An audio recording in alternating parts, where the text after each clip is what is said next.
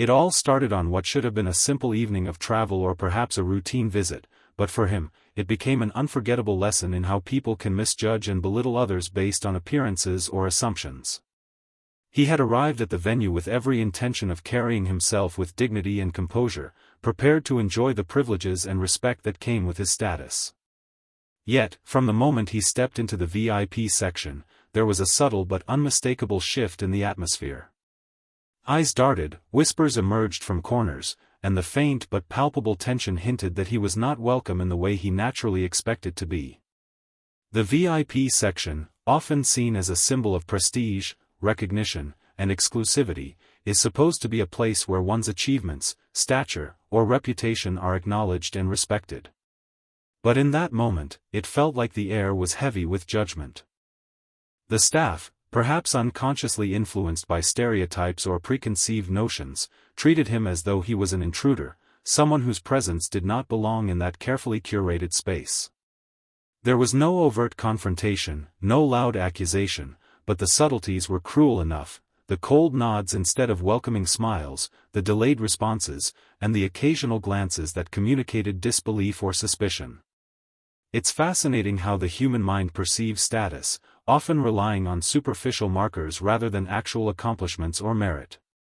People are quick to categorize, to make assumptions, and in doing so, they sometimes project their insecurities or biases onto others. In this VIP section, he became a canvas onto which others painted their doubts and prejudices.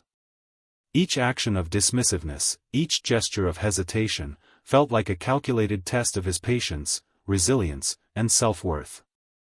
The subtle resistance to acknowledge him, the microaggressions that may have seemed insignificant to a casual observer, were in reality deliberate challenges. He could have reacted immediately. Anger, frustration, and indignation are natural responses when someone is undermined or disrespected, especially in a setting where respect should be inherent. But he knew that reacting impulsively would only validate their assumptions.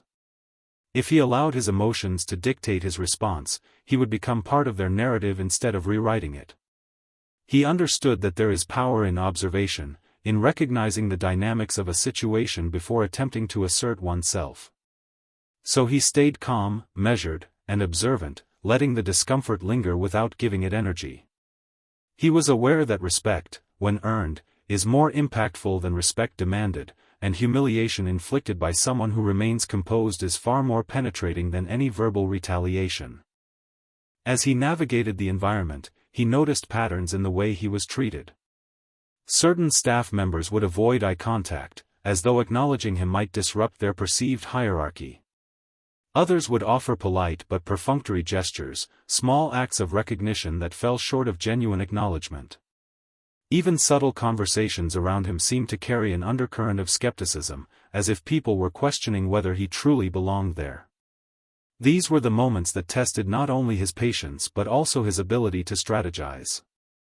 He realized that the disrespect wasn't just personal, it was systemic, embedded in the way people view status and privilege, and it required more than a single confrontation to dismantle. Yet, in the midst of this, he also recognized opportunities.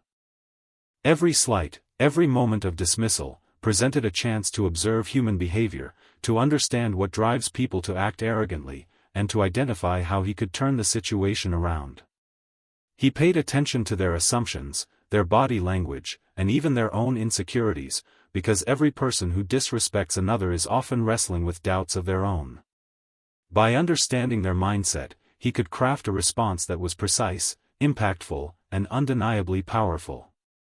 Throughout the evening, he maintained an air of quiet confidence. He didn't speak out of turn, didn't demand attention, and didn't allow himself to be visibly rattled. Instead, he let his presence speak for itself. The way he carried himself, the calmness in his demeanor, and the subtle acknowledgement of his own value created a stark contrast to the insecurity and condescension displayed by those trying to dismiss him. People often underestimate the effect of silent authority. It is disarming because it doesn't need to be loud or confrontational. It simply exists, undeniable and unshakable. As time passed, the initial tension began to shift. Those who had tried to belittle him were forced to acknowledge that their assumptions were incorrect. They couldn't ignore the fact that here was someone whose achievements, composure, and strategic thinking placed him in the exact space he deserved. The irony was subtle yet profound.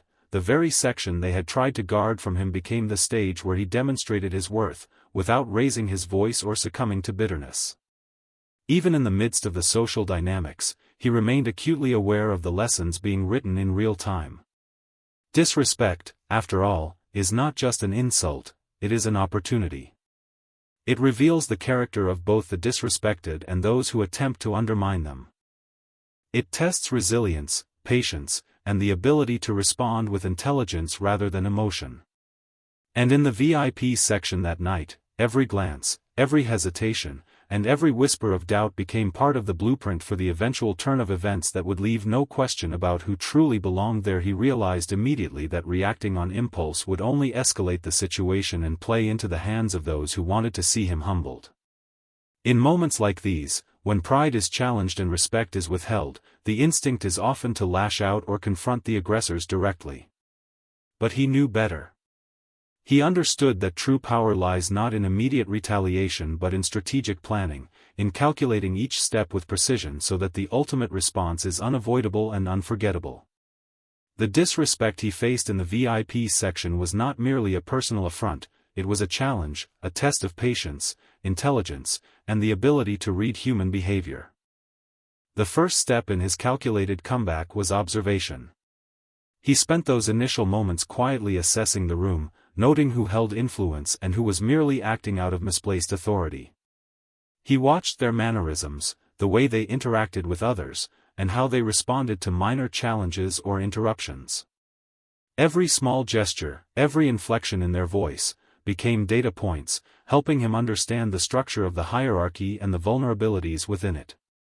He paid particular attention to the subtle ways people communicated dominance, knowing that these patterns would later reveal the most effective points of leverage for his response.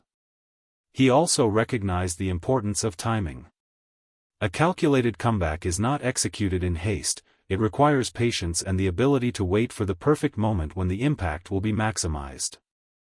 The immediate temptation might have been to demand recognition or to call out the disrespect in front of everyone, but he understood that such a move could easily be dismissed as anger or defensiveness. Instead, he chose to let the tension simmer, allowing those who had tried to diminish him to overplay their hands, revealing their arrogance and underestimating his resolve. Timing, after all, is a weapon that can turn a small gesture into a decisive victory, and he intended to wield it with precision. As he formulated his approach, he relied on self-awareness and discipline. He maintained control over his emotions, recognizing that any display of frustration would weaken the effectiveness of his comeback. People often underestimate the power of calm confidence. When someone responds with composure in the face of disrespect, it amplifies the perception of their authority. He consciously decided to project an air of unshakable self-assurance, knowing that those who had tried to displace him would begin to feel the first cracks in their own sense of control. Part of his strategy also involved subtle influence. He engaged in small interactions with key individuals in the room, using charm, intelligence, and quiet persuasion to shift perceptions without confrontation. These interactions were deliberate, designed to sow seeds of respect and awareness that would later support his larger objective. By demonstrating competence, grace, and strategic thinking in these small exchanges, he began to reshape the narrative quietly, ensuring that when the moment of his full comeback arrived, it would be undeniable. He also prepared contingencies. A calculated comeback requires foresight. One must anticipate the reactions of others and plan responses to counter any attempts to resist or undermine the effort. He envisioned multiple scenarios, considering how the staff, the VIP attendees, and even casual observers might respond to different approaches. By rehearsing mentally, he strengthened his ability to respond dynamically, ensuring that his actions would always maintain the upper hand, no matter how the situation unfolded.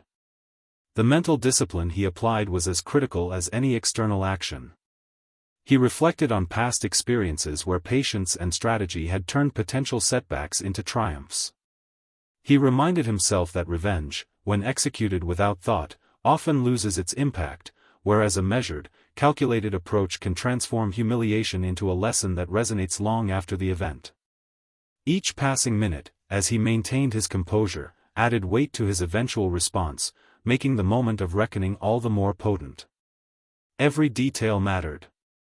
He took note of seating arrangements, the flow of conversation, and even the smallest gestures that might reveal who truly held confidence and who was merely masking insecurity.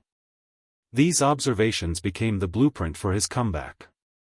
He understood that the effectiveness of his response would depend not just on the act itself, but on the awareness he displayed, the confidence he radiated, and the precision with which he executed his plan. In his mind, he rehearsed every element of the eventual confrontation. He envisioned how he would assert his presence without aggression, how he would reclaim authority without appearing defensive, and how he would make those who had tried to undermine him realize, unmistakably, that they had miscalculated. The power of a calculated comeback lies in its inevitability. When executed correctly, it leaves no room for doubt, no opportunity for dispute, and no escape for those who attempted to diminish you. Even as he prepared, he remained aware of the human psychology at play. People who seek to push others aside often do so out of fear or insecurity, and their arrogance can be a weakness rather than a strength. By maintaining calm, observing carefully, and acting strategically, he was turning their own flaws into tools for his victory. The more they tried to assert dominance, the more ammunition he gathered for the precise, impactful moment when he would demonstrate that the respect they denied him was not only deserved but inescapable. Once he had positioned himself mentally and strategically, it became clear that the next step in his plan was to expose the arrogance and entitlement of those who had sought to undermine him. From the very beginning, it had been obvious that the issue was not merely about a seat or a VIP section, it was about ego, assumptions, and the false sense of superiority that some people carry when they feel their power is unquestioned. Arrogance, in its purest form, blinds individuals to reality, causing them to misjudge and miscalculate, and entitlement convinces them that their perspective is the only one that matters. Those who had tried to push him aside were convinced that their status gave them the right to dictate who belongs and who does not, and they operated under the illusion that challenging him would go unnoticed or unchallenged. He watched closely as their behavior revealed itself in patterns. The way they spoke, the inflections in their voices, and the subtle gestures all indicated a sense of self-importance that was entirely unwarranted. Some of them smiled condescendingly, assuming that a polite nod or a dismissive glance would suffice to make their authority felt. Others spoke in clipped tones, as though every word they uttered had been rehearsed to remind him of his place. Their arrogance was an open book, and their entitlement was the title on the cover, obvious to anyone with the discernment to see beyond superficial appearances. He realized that exposing this arrogance would require more than words, it required action, timing, and subtlety. Those who act from entitlement rarely anticipate being confronted in a manner that highlights their flaws without direct accusation. He knew that public humiliation, when executed carefully, is far more effective than private confrontation. It creates awareness not only for the person being addressed but for everyone else present, showing that assumptions and arrogance are vulnerable to challenge. This understanding became the foundation for his approach. Every move he made would be calculated to reveal the truth about their character, all while maintaining his composure and authority. The first signs of their entitlement appeared in small but telling ways. They assumed he would follow the rules as they interpreted them, that he would accept the subtle dismissals and minor indignities without resistance. They underestimated his awareness and patience, believing that compliance was the only possible response. But he had studied their behavior carefully and noted the overconfidence in their actions. Each time they assumed he would step aside, their arrogance added fuel to his determination, and their entitlement provided a roadmap for how he would dismantle their false superiority. As he began to subtly assert his presence, he observed the reactions carefully. Even the smallest acknowledgement of his value, eye contact, a calm and assured posture, a polite but confident tone, began to shift the energy in the room. Their entitlement made them resistant to immediate correction. They had been conditioned to believe that they were the arbiters of control. However, arrogance, when left unchecked, often leads to mistakes, and their mistakes were becoming increasingly apparent. Misjudgments in tone, hesitation in decision-making, and the occasional lapse in composure revealed their vulnerability. He recognized that exposing their flaws was not about seeking revenge in the moment, but about creating an undeniable contrast between their behavior and his own. Arrogance can be subtle, yet entitlement always carries with it an overreach that can be highlighted with precision. Every slight smirk, every dismissive gesture, every act of presumption became a reflection of their character, and he let these moments play out naturally while preparing his eventual response. The more they attempted to assert dominance, the more obvious their entitlement became to anyone observing closely. To amplify the effect, he employed subtle psychological strategies. By remaining calm, composed, and unwavering in his confidence, he forced them to confront a reality they had not anticipated: their arrogance was no match for his patience and intelligence. They had assumed he would react emotionally, that they could provoke a response that validated their superiority. Instead, by carefully choosing his actions and words, he began to dismantle their sense of invincibility. Each interaction, each measured response, chipped away at their inflated perception of authority, exposing the fragility beneath their bravado. Even the smallest details contributed to his plan. The way he entered conversations, the way he positioned himself physically in the space, and the subtle but unmistakable signals of self-assurance all served to highlight the contrast between his grounded confidence and their shallow entitlement. People who operate from arrogance often fail to notice these details, too consumed by their own sense of importance to see the growing divide. He was acutely aware that the audience, both direct and peripheral, would notice the contrast long before the offenders themselves fully realized the impact. He also recognized that part of exposing entitlement involves patience. Arrogant individuals rarely reveal all their flaws immediately. It is through sustained observation and strategic provocation that their weaknesses become evident. He allowed situations to unfold naturally, letting them overreach, make assumptions, and display subtle acts of disregard. Each instance became a building block for his eventual demonstration, a layer of evidence that would make it impossible to deny their arrogance when the time came to respond. Finally, he understood the importance of indirect exposure. Confronting entitlement head-on often triggers defensiveness, but highlighting it through actions, presence, and carefully timed reactions makes the truth undeniable. By maintaining his dignity, asserting his rightful place subtly, and allowing the natural consequences of their arrogance to unfold, he created an environment where their entitlement was laid bare for all to see, revealing not just the flaws in their behavior, but the lessons that come from underestimating someone who refuses to be diminished after carefully observing, strategizing, and exposing the arrogance and entitlement of those who tried to push him aside. The moment arrived when he could reclaim what was always rightfully his. The process was not about confrontation or aggression, it was about presence, confidence, and timing. Every step he took, every gesture he made, was calculated to assert ownership of his space without seeming forced. He understood that reclaiming a rightful place is more than just physically occupying a seat or position, it is a demonstration of authority, composure, and self-assurance that leaves no room for dispute. As he approached the VIP section once again, he carried himself with an air of calm certainty. His posture, slow and deliberate, signaled that he belonged there, not because someone else had to grant permission, but because he had earned it through his accomplishments, intelligence, and unwavering patience. Those who had tried to diminish him had been expecting hesitation, deference, or uncertainty, yet instead they were met with undeniable confidence. The simple act of walking with assurance became a statement in itself, challenging every assumption they had made about him. Reclaiming his rightful place was also about subtlety. He did not need to raise his voice, confront individuals directly, or make a scene. Instead, he relied on the power of silent authority. By demonstrating competence, dignity, and control, he gradually shifted the dynamics in the room. The staff who had hesitated before now had no choice but to acknowledge his presence, and the others in the VIP section began to see him not as an intruder, but as someone whose place was deserved, unquestionable, and inevitable. There is a certain art in reclaiming authority without appearing to assert it aggressively. He understood that true respect is earned through a combination of actions, demeanor, and timing.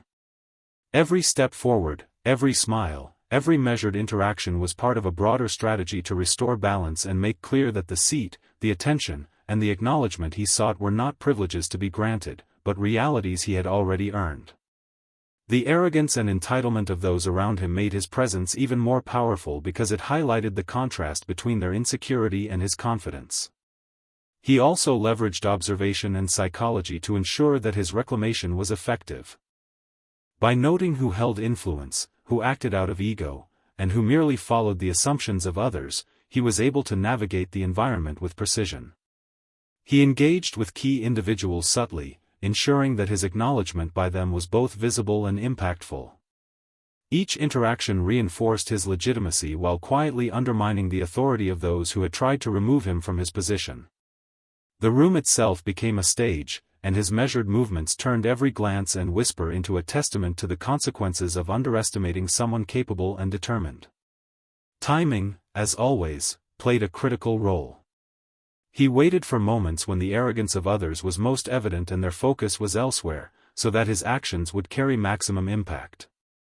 By claiming his space when the resistance was least prepared, he not only avoided unnecessary conflict but also made the act of reclaiming his place unavoidable in its significance.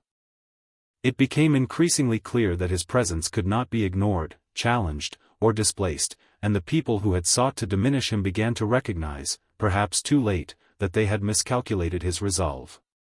Reclaiming his rightful place was also a matter of commanding attention without demanding it.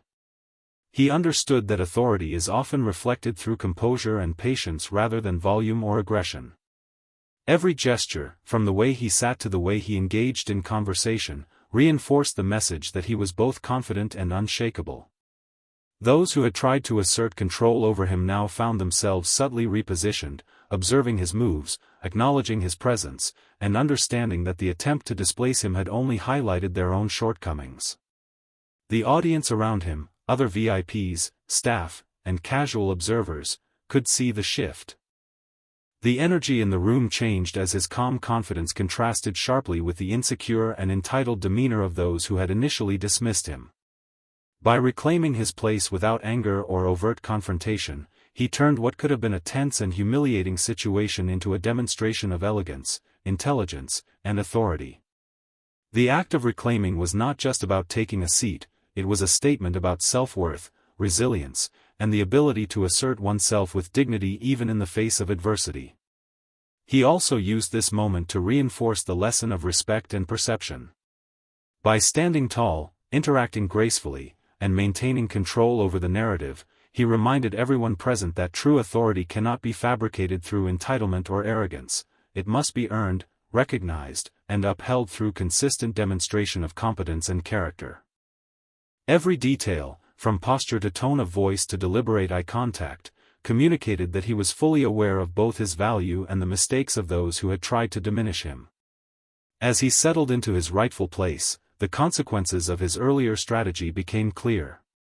The arrogance and entitlement that had been displayed by others were now fully exposed, and his own composure, patience, and intelligence were highlighted in contrast. The room, once charged with tension and subtle hostility, now recognized the shift in balance.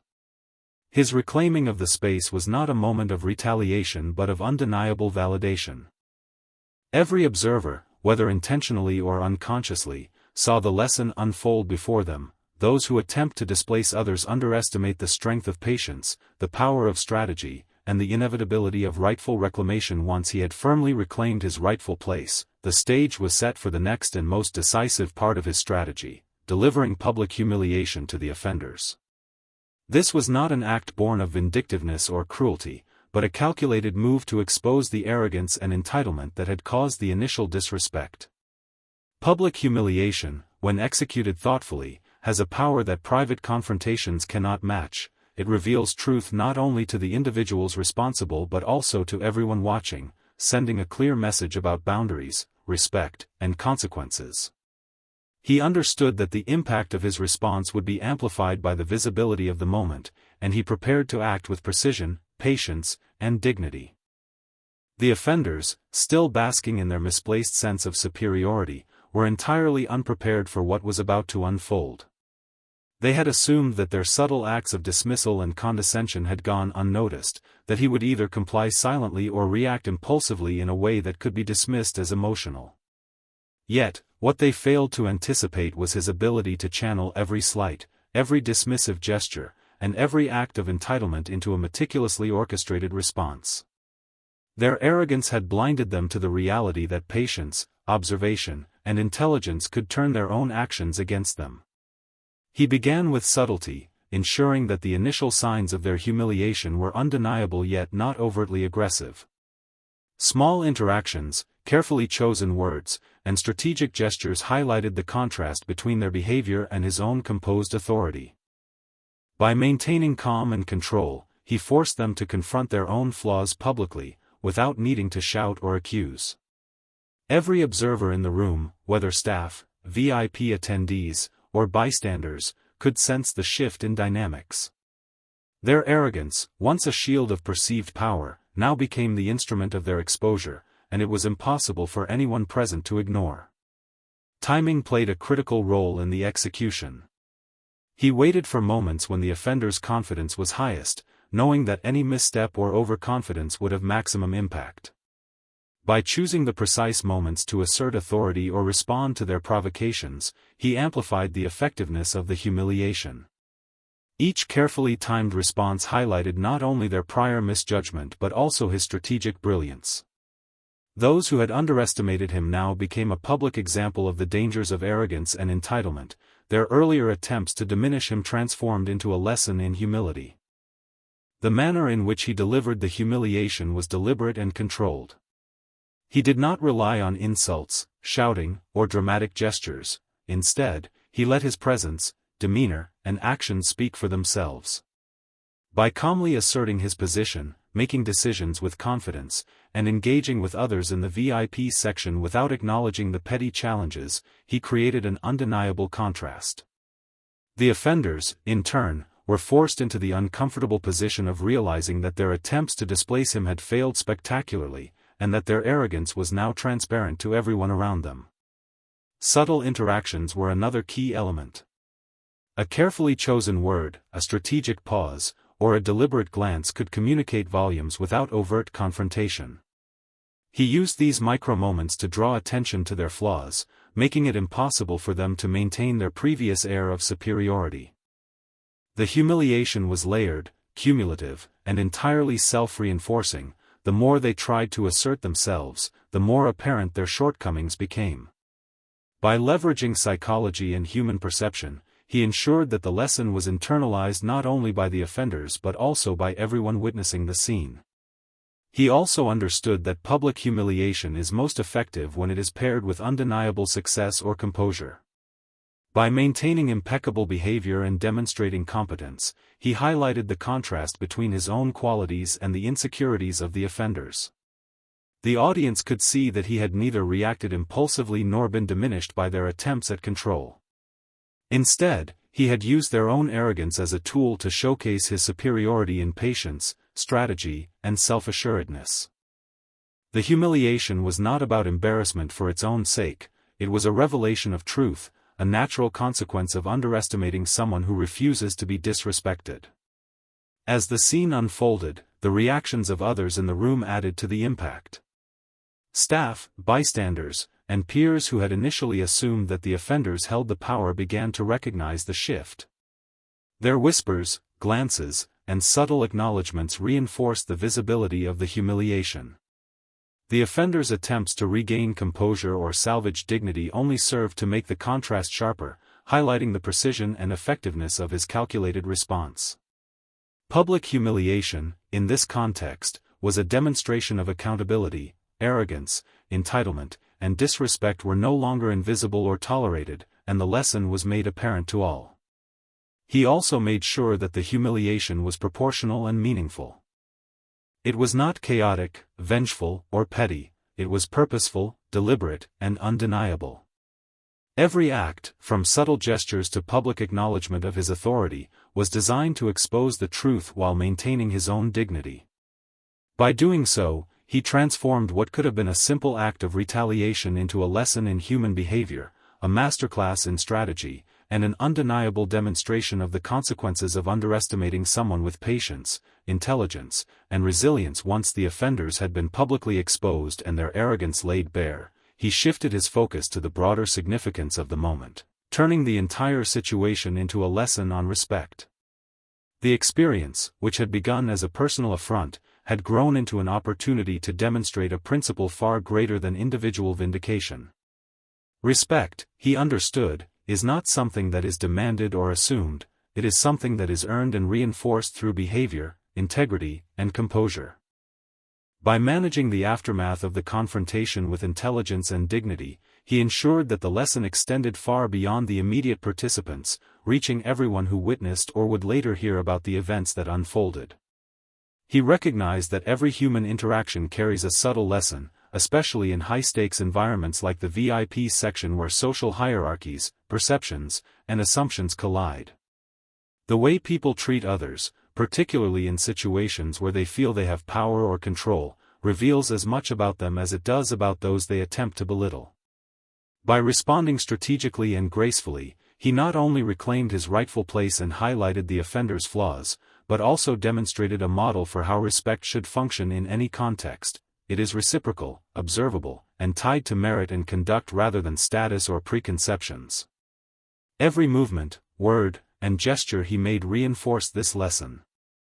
By maintaining composure in the face of disrespect, he showed that true authority does not rely on intimidation or confrontation, but on confidence, intelligence, and ethical behavior.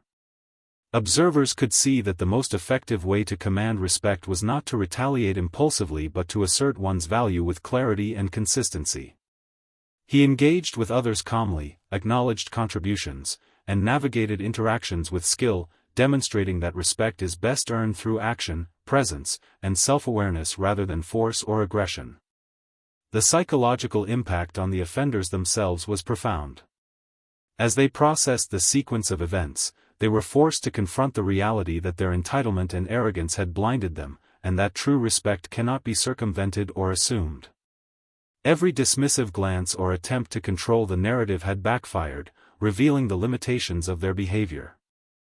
By remaining composed, strategic, and dignified throughout, he turned their miscalculations into an educational moment, illustrating not only the consequences of disrespect but also the principles of humility, patience, and foresight.